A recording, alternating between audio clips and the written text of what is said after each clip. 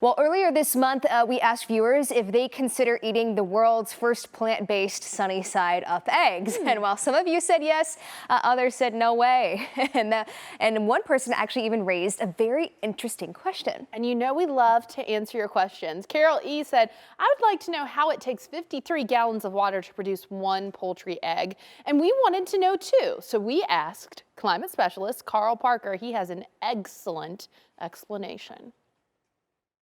So it's a really good question because it doesn't make a whole lot of sense. How could it take that much water to produce one egg? Well, I think time is an important part of this. If you think about all the water that's used over the course of the chicken's lifetime to raise that chicken, but more importantly, to feed that chicken. When you think about all the feed that is raised, and that's cornmeal, that's also soybeans, there's a lot of water that goes into producing that feed, and that too is part of this equation. So what we can do is we can look at the water footprint of various types of foods. First of all, smaller water footprints. And all this, by the way, is available to see at watercalculator.org. And generally, fruits and vegetables have a lower water footprint. See 6 gallons there for a 4-ounce serving of tomatoes. But then once we get into some grains, it starts getting a little bit higher. 48 gallons for a little more than a slice of bread. 49 gallons for 4 ounces of eggs, so that's going to be about 2 eggs.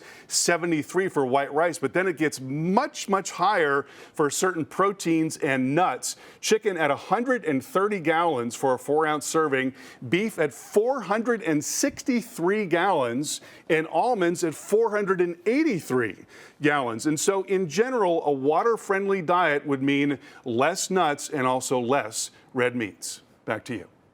Molly, I had a personal reaction to this. Almonds. I had no idea. Almond milk, and because almond milk has become such a popular dairy alternative, you know, it's shocking how bad it actually is for the planet. It really is, because you think you're doing something good by cutting out the meat. Turns out almonds are also bad. I think that's why it's so important to kind of look into these things, because you might be thinking you're doing something great and it's actually worse. Or you can be looking into eggs and discover some really shocking things about almonds.